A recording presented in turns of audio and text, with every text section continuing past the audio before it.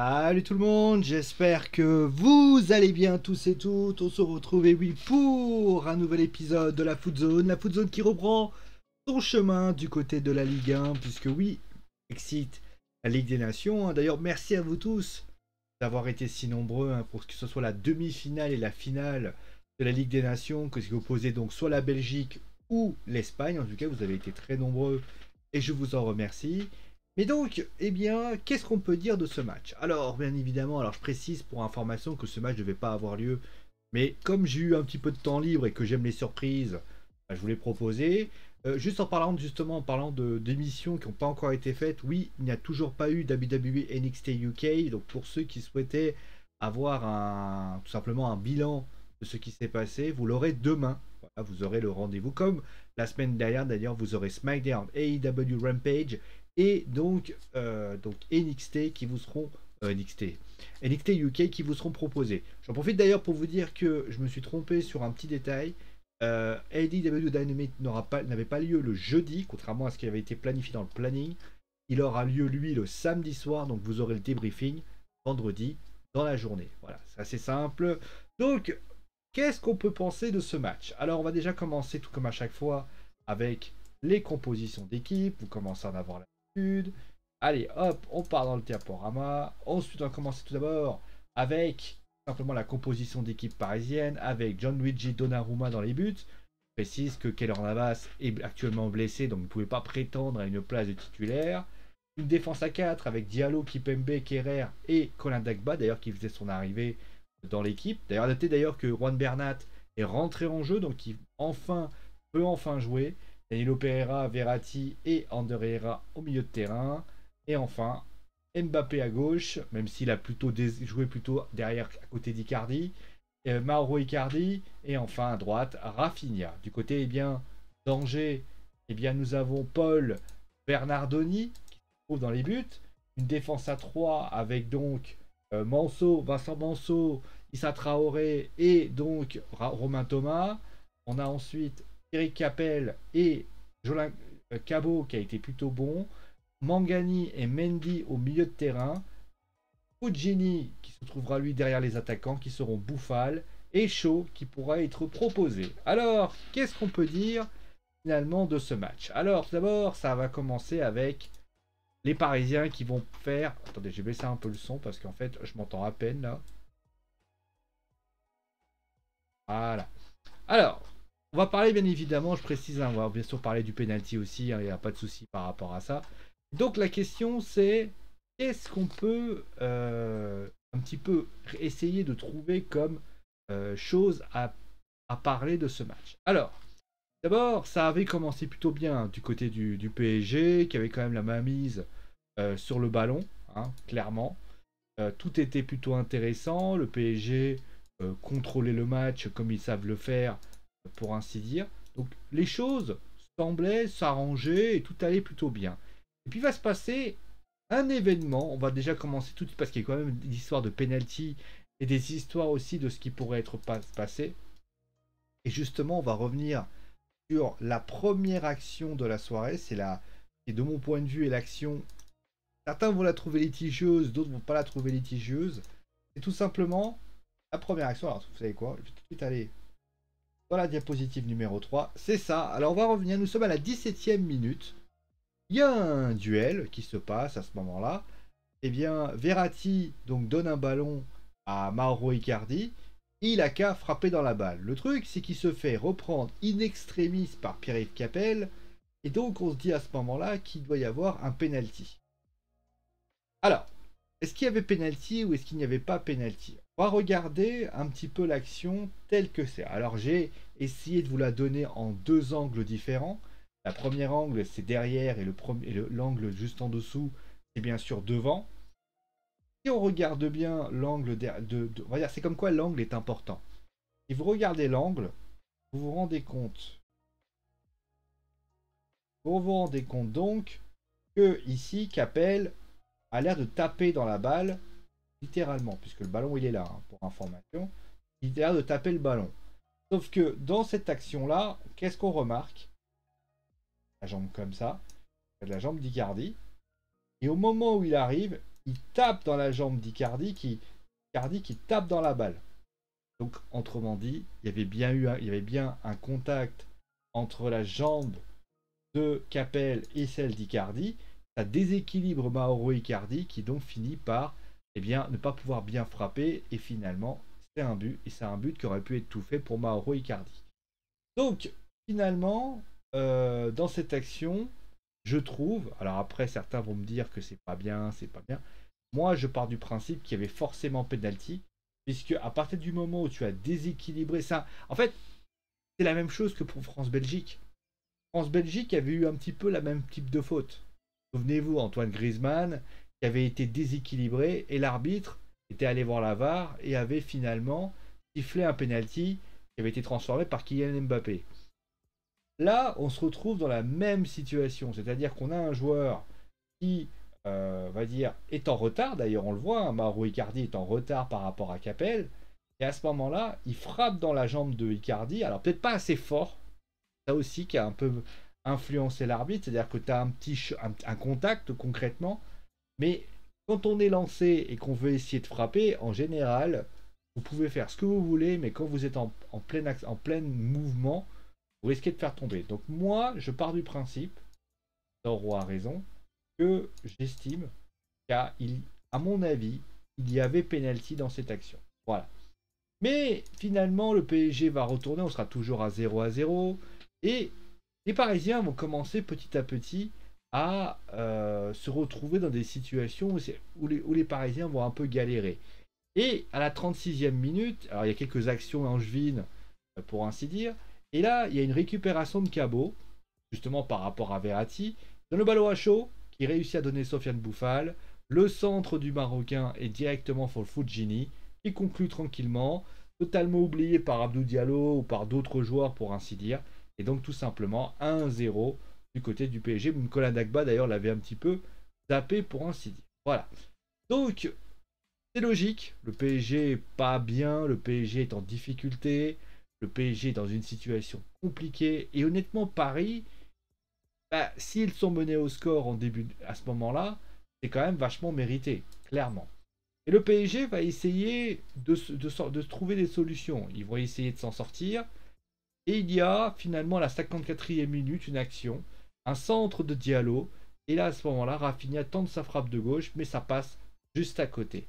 Mbappé tentera quelques petites choses avec notamment un coup franc qui n'aura pas lié splendeur.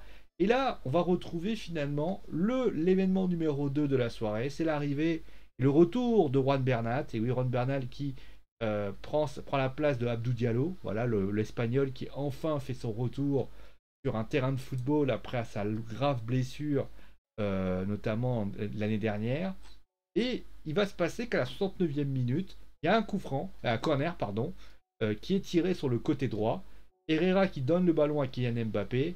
Le centre est magnifique, 1-0, qui devient un partout, puisque Danilo Pereira coupe la tête et tombe finalement le Paris Saint-Germain qui égalise. Le PSG qui, petit à petit, va commencer à avoir de plus en plus d'actions. Ça va de mieux en mieux.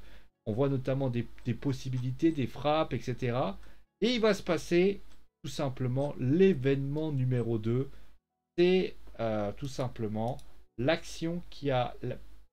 Certains diront qu'elle est litigieuse, on va la revenir là-dessus. C'est ceci. Alors, il y a deux actions sur une. On va commencer déjà par parler de la première action. Alors, c'est la main de Mauro Icardi. Alors, on va commencer tout de suite. Hein. La tête est ici. Et la balle, bien évidemment, à ce moment-là, rebondit sur la main de Capel. Donc, j'ai envie de dire, dans cette histoire-là, moi, j'estime qu'il y a forcément... Alors, au vu de ce qui nous a été expliqué, il y a un penalty. Alors, moi, j'estime que le penalty est quand même assez généreux. Pourquoi?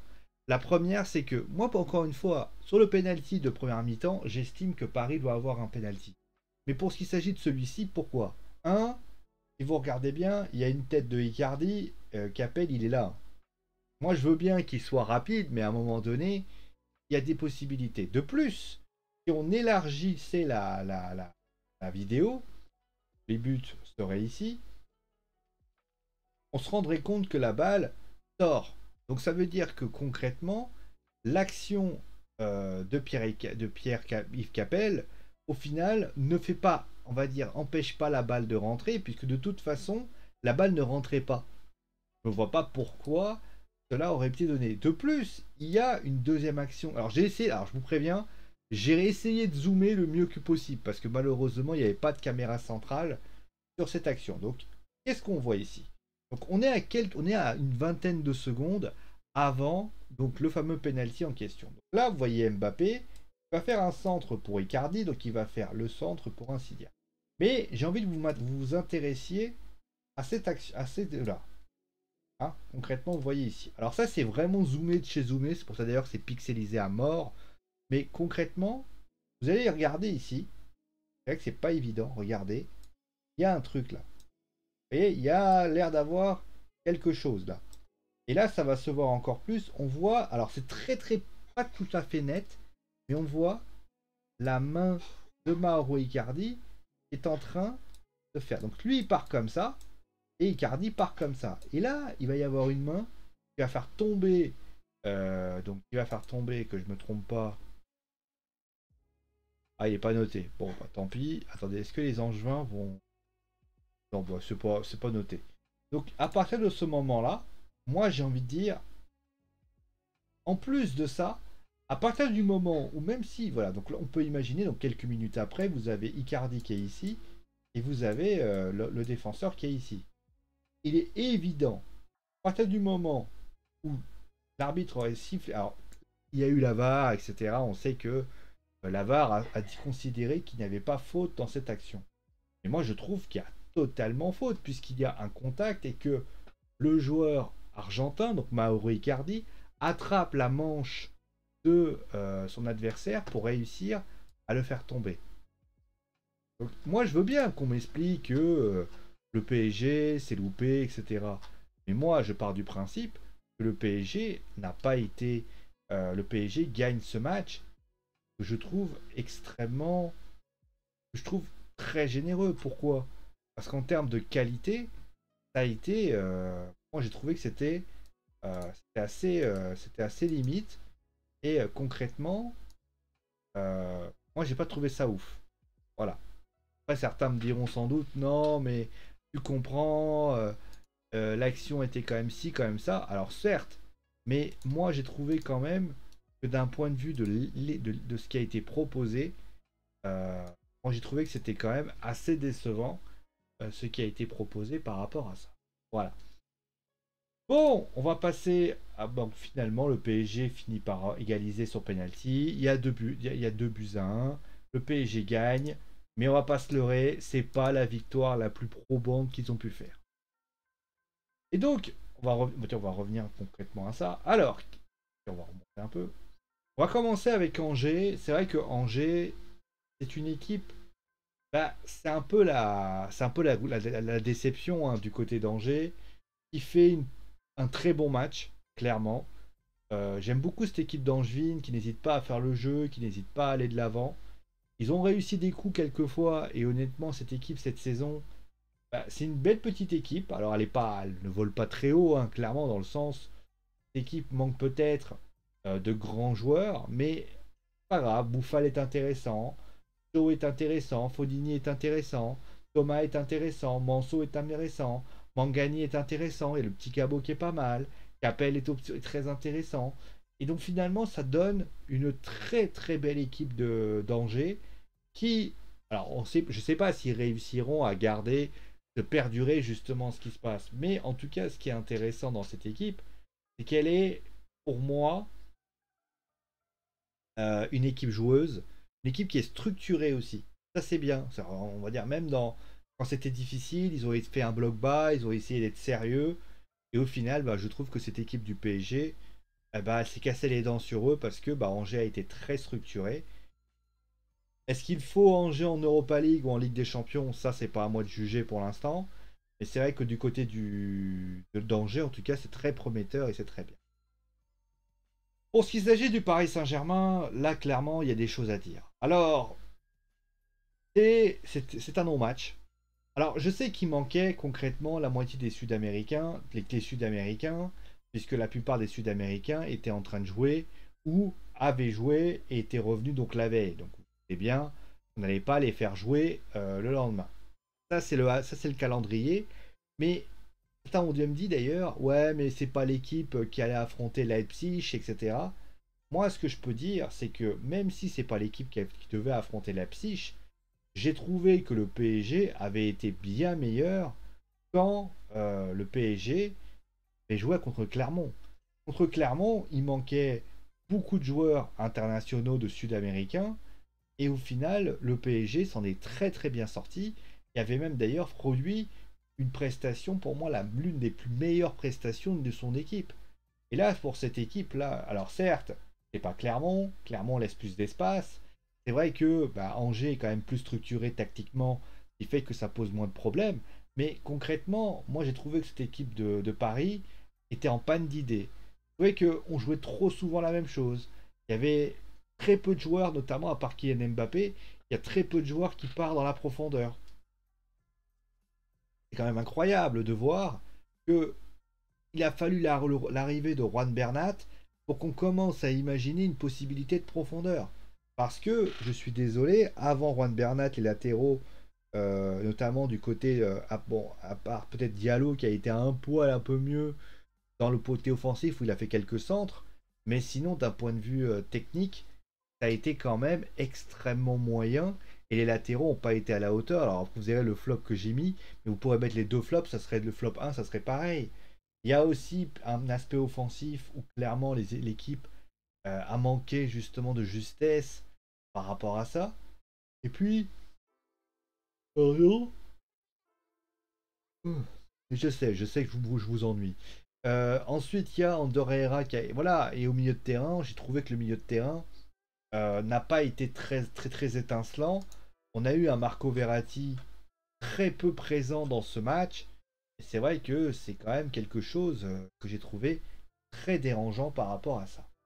Après, bon, il gagne et j'ai envie de te dire, des fois, quand tu joues comme de la merde, il vaut mieux parfois mettre le feu. Mais il vaut mieux parfois, on va dire, se retenir que la victoire au final. Parce que même Danilo Pereira, dans l'interview de David Astorga, avait bien indiqué que, que le PSG avait fait un match moyen. Et au final, voilà. Bon, après, il faudra voir avec les retours des Sud-Américains comment les choses vont s'arranger. On sait que mercredi ou mardi, il y aura le retour de Marquinhos, il y aura le retour de quelqu'un comme Messi, comme Neymar. Même si Neymar, on sait que c'est pas la joie, il reste quand même intéressant. Mais en tout cas, ce qui est certain, c'est que le retour de Juan Bernat va être très important. On a vu notamment que Bernat, il est revenu et il est revenu quand même avec pas mal de possibilités. L'arrivée aussi, peut-être de certains joueurs qui vont pouvoir faire un turnover est pas mal aussi. Danilo Pereira qui marque, ça aussi c'est pas mal. Ça n'a pas été, voilà, il n'a pas fait un match très serein, même s'il a apporté des choses. Mais il a marqué, il a été intéressant. Mais c'est une équipe qui a, voilà, qui a besoin, qui se cherche, voilà, qui se cherche. J'ai l'impression que cette équipe manque finalement de justesse technique, de justesse tactique. Et alors peut-être que c'est cette équipe, elle, qu'on a pu voir. Quand tu vois par exemple que Mbappé a été le seul à jouer sur la profondeur, tu te dis peut-être qu'il y a un problème par rapport à ce qui a été fait. Au niveau donc, on va passer maintenant au top et au flop, les tops et les flops. Alors, on va tout de suite aller ici. Et donc, le top numéro 3 que j'ai voulu mettre, c'est Fogini. Fogini parce qu'il a été très très bon. Très très bon. Fogini, vraiment très très intéressant, sur buteur bien sûr. Mais c'est celui qui a aussi gêné beaucoup Marco Verratti. Il faut quand même le dire parce que si Marco Verratti a fait une prestation très peu intéressante, c'est aussi parce que il y avait un mec qui s'appelait Fogini qui a été très très bon dans ce match et qui m'a beaucoup plu au niveau de ce qu'il a été proposé, au niveau de ce qu'il a démontré. Et j'ai envie de dire que c'était pas mal et c'était très intéressant ce qu'il a fait. Le deuxième que j'ai mis, c'est Mangani, notamment avec plusieurs sauvetages, alors que voilà, par rapport à ce qui a été fait, je trouvais que la première mi-temps était très bonne de la part de Mangani. La récupération, alors certes, la deuxième mi-temps est un peu moins bonne, Et c'est normal, il avait beaucoup donné, il avait beaucoup mis. Mais en tout cas, il s'est dépensé sans compter. Et ça, c'est vrai que c'est cool. Et honnêtement, c'est un joueur que j'ai envie de revoir. C'est un joueur que j'aime beaucoup. Très très courageux, très sympa. Et honnêtement, bah, sur son côté, moi j'ai trouvé que c'était un des joueurs les plus intéressants qui sont. Et enfin, le top numéro 1, pardon, le top numéro 1, bah, c'est Kylian Mbappé. Parce que bah, il est buteur, il est passeur. Moi, j'ai adoré sa manière de faire. C'est lui qui notamment a été un instigateur des actions. C'est lui qui n'hésitait pas à prendre la profondeur. C'est lui notamment qui a essayé d'insuffler une motivation à l'équipe. C'était vraiment, d'ailleurs, on le voit, hein, il est vraiment quand les gens disent, bah voilà, il ne joue pas, etc. Il n'est pas motivé. Bah la preuve en est que non, il est motivé. Il a le PSG en lui. Il sait qu'il doit faire gagner le PSG. Et bah, j'ai envie de te dire, il fait le taf avec une passe décisive et un but. Alors certes, le but est sur penalty, mais ça n'en reste pas moins que toujours Kylian Mbappé, il est déterminant et ce match-là l'a encore démontré pour ainsi dire. Voilà. Bien sûr, les flops aussi seront parisiens. Voilà. Après, certains pourraient me dire, ouais, mais est-ce qu'il n'y a pas des Angevins qui t'ont déçu? C'est vrai que, on va pas se leurrer, Mendy a été quand même assez voilà, en difficulté dans certaines actions. C'est vrai que Cho, je l'ai trouvé assez moyen. Il a voulu essayer toujours un petit peu de balancer, de faire telle ou petite chose, mais c'est vrai qu'il a été très discret, concrètement. Et pour moi, au niveau des joueurs flop, ainsi dire, par exemple, c'est Marco Verratti. Marco Verratti qui a vraiment pas fait une très très belle prestation. Alors certes, il y a eu quelques petites passes, etc., qui ont été intéressants. Il a voulu chercher beaucoup de joueurs dans la profondeur et ça n'a pas résolument bien marché. Et puis on a trouvé moi je trouvais un Marco Verratti pas à l'aise au niveau du jeu du ballon. C'est-à-dire qu'il y a des moments où il prenait la balle et tu avais le sentiment que quand il prenait la balle, il n'arrivait pas à trouver ce qu'il pouvait faire. Et ça, c'est vrai que la prestation de Marco Verratti, je vais pas de me mentir, elle a été indigeste. Voilà, elle était compliqué. Pardon. Ah, il fait tard, à un moment donné, ne me jugez pas. Et puis, Marco Verratti, il est quand même coupable, puisque certes, Diallo et Dagba sont quand même pas exemples de tout reproche. Marco Verratti perd un ballon, et à partir de là, bah, il y a le but angevin. Donc voilà, ça c'est la réalité. Le deuxième que j'ai mis, bah, c'est Mauro Icardi. Puisque certes, alors certains vont me dire, ouais, mais t'es un peu dur parce que bah, c'est quand même lui qui cause le penalty, etc. Alors certes, c'est vrai que c'est lui qui cause le penalty. C'est lui qui justement fait en sorte que le PSG réussit à gagner finalement, parce qu'il est l'instigateur de tout ça. Mais de toi à moi, si t'enlèves, encore une fois, c'est comme avec Kylian Mbappé à un moment donné, à partir du moment où tu as un joueur qui a été complètement absent jusqu'à cette action-là, tu peux pas considérer le mettre en top, ou même ne pas le mettre du tout. Il a été pas bon. Mauro Icardi, de toute façon, depuis quand il est arrivé au PSG, c'était plutôt intéressant. Il apportait quelque chose, il racontait quelque chose. Il y avait quand même une belle histoire à nous raconter. Là, depuis pratiquement un an, 2 ans, ouais, 2 ans, 2 ans et demi à peu près, ouais. C'est un joueur fantôme. Voilà, c'est un joueur fantomatique et pas du tout en dedans de sainteté. Alors certes, on sait que il marque parfois des buts importants, notamment le match contre Lyon, mais ça doit être beaucoup plus. C'est une prestation insupportable de la part de Mauro Icardi, qui, on rappelle, hein, est quand même pisté par Newcastle. On va voir comment les choses se passent, mais c'est vrai que Mauro Icardi, aujourd'hui au sein du PSG, bah, c'est un joueur qui, moi, je trouve trop moyen au vu de ce qu'il pourrait proposer. Alors certes, il n'est pas aidé, parce que c'est vrai que quand on lui donne pas beaucoup de ballons, c'est pas évident, mais il y a aussi le manque de. Comme on dit, il y a une action d'ailleurs pour information. Il y a Mbappé qui déboule sur le côté droit, et à ce moment-là, il y a Mauro Icardi qui lève les bras comme ça et qui dit mais pourquoi tu me la donnes pas, pourquoi tu me la donnes pas? Ouais, enfin, voilà, tout simplement. Et le numéro un, bah c'est. Alors j'aurais pu mettre Dagba, hein. Clairement, Dagba et lui, c'était même combat. Alors, Dagba et lui, c'est le même combat. Alors, Dagba, il a même le mérite. J'aurais peut-être mis ça. Mais Diallo, c'était pas mieux. Diallo, il est pris dans la course. Il n'a pas fait beaucoup de choses. Il a été. Il y a eu une action notamment, c'est pour ça que je mets Diallo. Il y a une perte de balle. Et à ce moment-là, alors qu'il est latéral gauche quand même, hein, tu le vois en train de trottiner et revenir tranquillement. Alors certes, quand c'est Mbappé qui le fait, bon, c'est pas bien, mais au moins, à la limite, voilà. Sauf que là, c'est Diallo, c'est-à-dire que le côté gauche était complètement à l'ouest. Euh, je trouve, c'est pas ouf. Je trouve qu'il y a, d'un point de vue défensif, c'est pas ouf. Je trouvais que d'un point de vue offensif, il a proposé des choses, mais c'était pas à la hauteur. Et finalement, bah, ça fait une prestation très très très insuffisante au vu de ce qui a été proposé. Surtout que son successeur, c'est-à-dire Juan Bernat, a proposé de bien meilleures choses. Et bah, c'est la démonstration, voilà. Après, on sait qu'il y a Nuno Mendes qui va prendre sa place. Alors oui, d'ailleurs, j'ai eu envie d'ailleurs de dire, mais pourquoi Nuno Mendes n'est pas rentré à un moment donné? Pourquoi Nuno Mendes n'a pas joué ce match? Alors est-ce que c'est parce que il va jouer contre Leipzig? Ça peut être une explication. Mais voilà, mais en tout cas, ça n'a pas du tout été là, ça n'a pas du tout été à la hauteur. C'est une équipe, j'ai trouvé, voilà, c'est très indigeste pour ainsi dire. Bon voilà, on va s'arrêter là pour aujourd'hui. Donc je vous rappelle que demain, pour précision, vous allez avoir deux matchs qui vous seront proposés. Vous allez avoir Clermont qui fera face à Lille. Donc les Lillois qui vont essayer d'enchaîner une nouvelle fois contre Clermont Foot, contre le Clermont Foot. On ira ensuite voir le match du soir qui sera, attendez que je ne me trompe pas, Lyon-Monaco. Voilà, Lyon-Monaco qui vous sera proposé également sur la chaîne. Et enfin dimanche,